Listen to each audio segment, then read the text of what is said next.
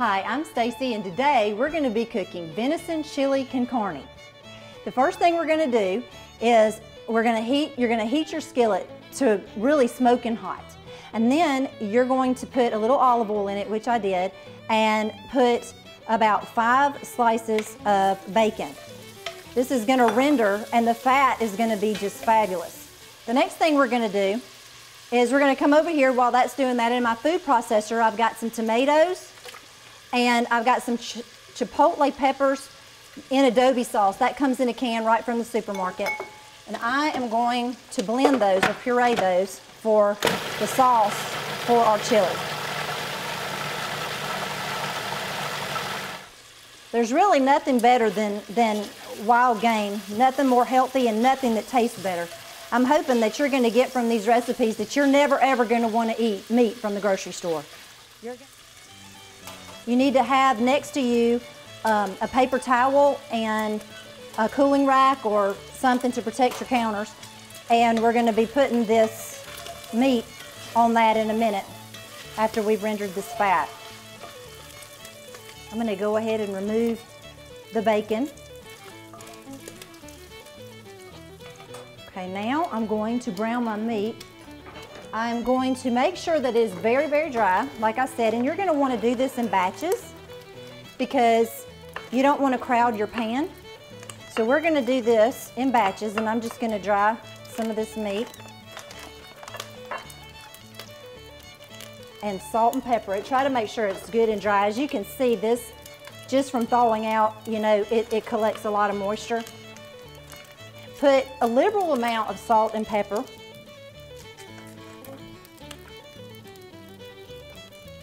Okay. All right, and then go ahead and put it in here. Try not to crowd the pan.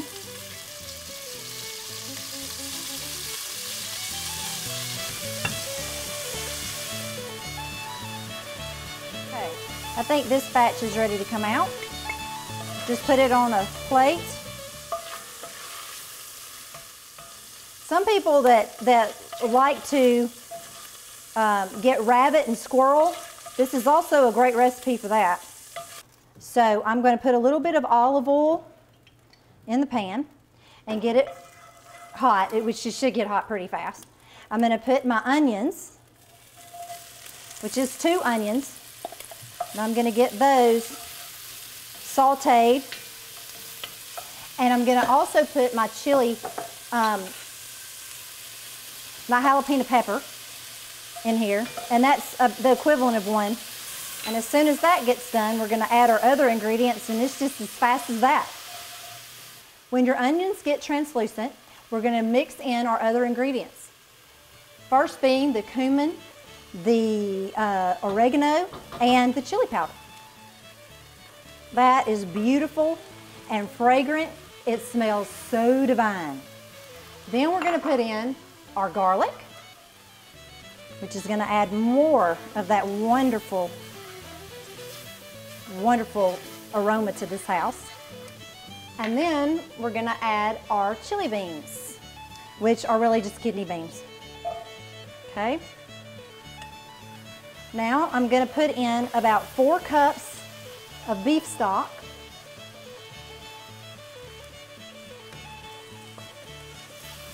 And I'm slowly pouring it in and mixing at the same time because all of the ingredients it helps them to kind of get intermixed.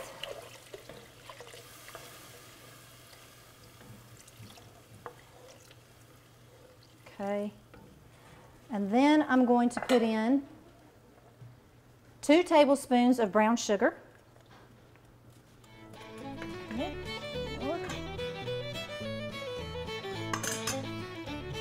And you're going to bring this up to a boil, and we're going to put in our tomato adobe sauce. All right, that'll do it for our sauce. It's going to add so much flavor. Now it's time for the main ingredient, our venison. This is going to be so good. Okay, what we're going to do now is bring it up to a boil. When it comes to a boil, you're going to put the lid on, and then you're gonna let it simmer for an hour, and then you're gonna take the lid off, and you're gonna let it simmer for 30 more minutes. Well, our chili has been simmering for about an hour and a half now, and it looks delicious. I am so excited about eating this. The last step of this, I think, really adds that Texas feel. Ladle about a cup of this juice, as much juice as you can, into a cup, and mix yellow corn mix. It's like it's just a corn, like you make cornbread with, and mix it in, and it gets it pretty thick. And this is going to thicken up the whole stew, and it's also going to give it a really nice roasted corn flavor. And just pour it back in, and then stir it up and let it get good and incorporated, and then let it simmer for about 5 more minutes, and you are done with the best chili in the universe. Our chili is done. This chili con carne is ready to eat. I'm going to plate it up here in my bowl. And what I like, especially with spicy chili, and I made mine a little spicier than you might like yours, I like to have a dollop of sour cream on mine, or cheese and sour cream. It's just great. If you don't want spicy, you might not want to add as much chipotle chili as I call for in the recipe. And so now I'm going to taste it. It's just to die for. It's fantastic.